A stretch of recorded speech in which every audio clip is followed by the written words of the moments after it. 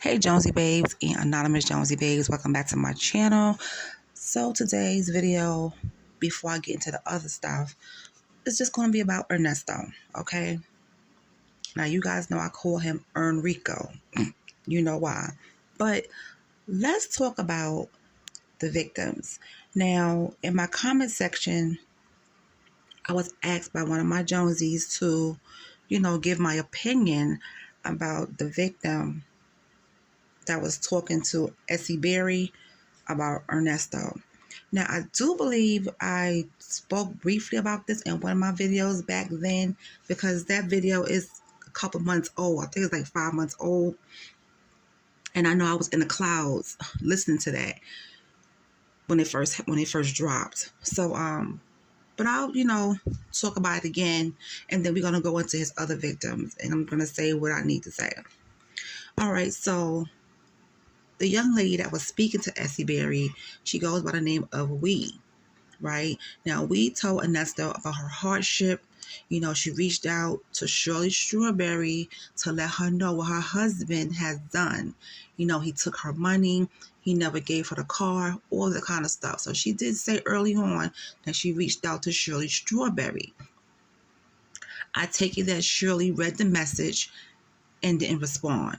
That's kind of messed up.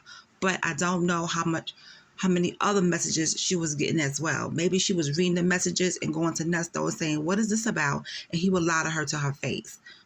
I'm just guessing on that part. So, when we hit up Ernesto on IG, he was always talking about, helping people with getting their lives together, and he was doing great things for the community. That's what you see on IG. That's what you see. He had a split personality. He had the businessman, and then he had the thug, all right? He was a street dude. So she was like, well, maybe he could help me.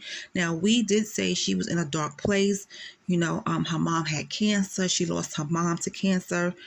Her nephew was staying with her, and he was murdered. So baby girl was going through a lot, okay? She was in a very dark place, and plus her mother's boyfriend did the unmentionable to her, okay?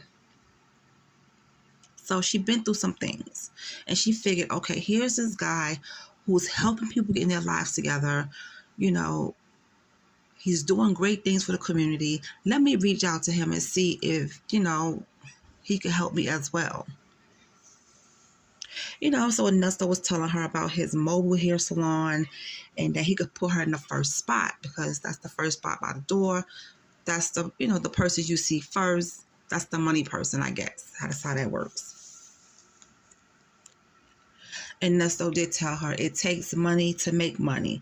So, there was some persuasion there. He convinced her to send the money and stuff like that. And she did. She sent him the money. That was for the spot for the mobile hair salon because he did send her like videos and pictures. He showed her everything. So she was like, okay, this is where my money is going. I'm going to be the first girl at the door. It is what it is. So he was asking her about a car. So she was like, yeah, I have a car, but I don't know. It's not that reliable. So he told her he was going to need a deposit and he could help her get a car. And she was like, well, she didn't have all this kind of money to be putting out. But, he made it seem like he was going to get the car from his daughter. Okay. It was a car his daughter had or she didn't want, but he was going to get the car from her, fix it up, and then give it to Wee. I wonder which daughter this is. But anyway. See, she lived in New Jersey, and her parents were from Georgia. So she was doing a lot of back and forth. And that could be expensive, going back and forth from Jersey to Georgia, but she was taking care of her mom. She was helping her mom. She was doing a lot, okay? She was doing a lot. So he showed her the car, right? He showed her the car. And he told her that, he was going to need something for the car. So she did send 500. Well, no, she sent about maybe $400 for the car because she sent $500 for the her spot in a salon. Okay, so she did send him something for the car, but she said her total loss was $1,000. Okay, so she said Nestor was very good at convincing people to do what he wanted you to do. Now, when it came down to the car situation, she sent the money to, it was either the car or the salon. She sent it to a lady named Belinda. So eventually she tried getting the money back from Belinda, but the lady ended up blocking her. Okay. So that was that with Belinda. Now at this time, she still hasn't met Nesto. She didn't receive the car. So she's like, what's going on? Like, what's really good here? He called her one day and said to come to Georgia. Now, Nesto knew he wasn't in Georgia. He was in LA. Why would you have this girl come to Georgia knowing that you're not even there? You're in LA. So she gets to Georgia. She said she spent about $800 to get there, and she hit him up. And he tells her he's in LA, and he keeps giving her the runaround. So she told him, look, I'm going to get my brother, and that's going to be that. Nesto came out and told her, now this is when the street dude Nesto shows up. He wasn't worried about her getting her brother because he a street dude too. So he's not worried about that. So he went from a businessman to a savage street dude. Okay? And it's messed up because he preyed on, he took advantage of her. You know what I'm saying? He took advantage of her. He knew this girl was looking for an opportunity to work. Now, I think Nesto has something else in mind for her, because why are you making a comment about her boobs? So that already told you everything you needed to know about this man. He was using that salon that we saw in Buckhead. That was for something else, okay? That was for something else. I call it Nesto's brothel because, yeah, he was giving haircuts, but in the basement, he was getting hooked, okay? And she really thought that this guy was going to help her. He was married to Shirley Strawberry. Her name is out there. Her name ring bells. She wouldn't, she never thought this person was going to do her like this. And he did. So I think she's the first victim to speak out, because after her, I believe sometime later, Hazel came out and told her story. And then after Hazel, it was Savannah. Savannah told her story. So 3 people spoke out against him already on YouTube. And it's just messed up. He knew she was having a hard time. He knew that. But he took advantage. Because basically she thought he was going to really help her get her life together. He asked her about, her credit and everything. He never came through.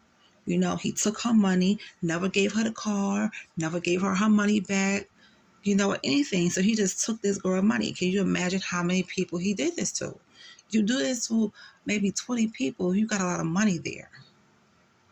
Now, she did say she called the officer that was handling the case about getting on the victims list. She said she reached out to Shirley. Shirley was just, living her life. She read the messages, but she didn't respond. And I think if Shirley would have responded, it would have went a totally different way. She would have been more aware of what her husband was doing. But Shirley, at some point, knew what Nesto was doing. Now, could she have stopped Nesto? I don't think so. I don't think so. And Nesto did imply in one of those calls that Shirley, he wasn't going to like throw her under the bus, but he implied that she knows some stuff. So I wonder what it is that Shirley knows. Now, I know I've done videos about other people. I posted a video a few months ago about this guy named King Mozzie. King Mozzie was taken advantage as well, okay, by Nesto. And he posted that underneath Shirley's wedding pictures on Facebook. It's still on there. I spoke about that in one of my videos. I did a lot of videos about things early on. And when you're a small channel and you just, you're finding things and you're putting it out there, when you're a small channel, you don't get as much, views on stuff, or people don't know who you are yet. So, they didn't hear what you were saying. But I've done videos about this, about King Mozzie. A lady named Deborah Johnson posted on social media about what he did to her and her mom. This man is absolutely insane. People have spoken out against him. 3 people on YouTube, on Facebook, whoever wrote articles about him. There were things said there. But you know what? I'm going to say this.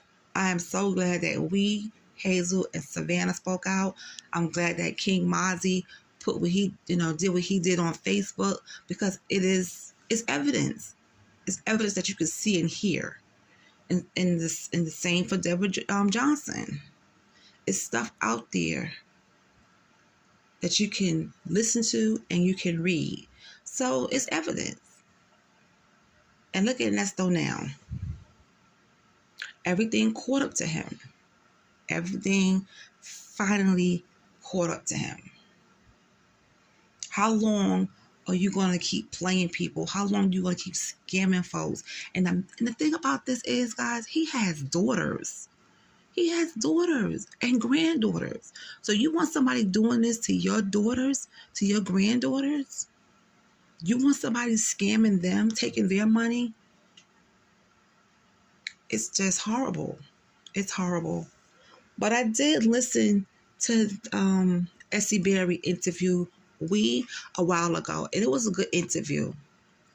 And I think recently Legacy Moon, she posted it on her channel as well, for those who didn't hear it. But I heard it a while ago, and it was just disturbing how he takes advantage of people.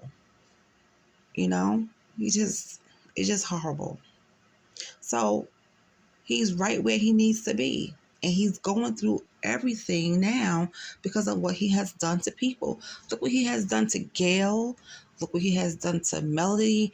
He's done a lot of stuff to people.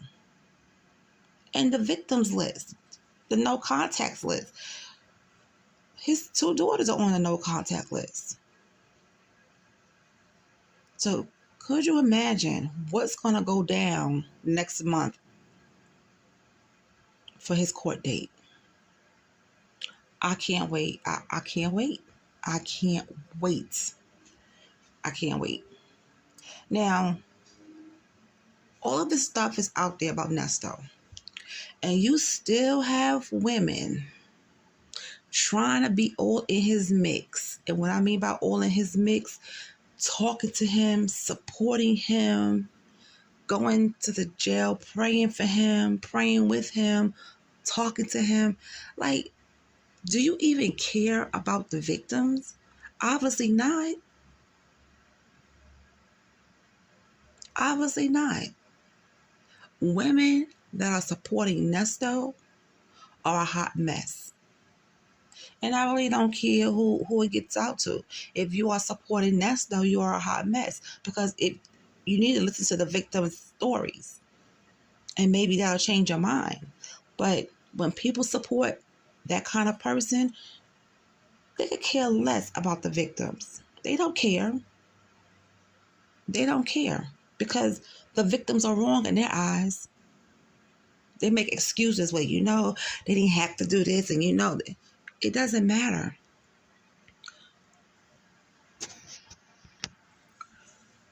You know what I'm saying? People that reached out to Ernesto, they were in need of something. They needed a job. Okay, they needed a job, and they thought they could trust him. They had in common the line of work he was doing. They want to work in the salon. They didn't know he was going to be doing all this other extra stuff. Taking women to another apartment and telling them to strip, having them strip down in front of the employees. Okay? And we know that one of the employees was his nephew and his son.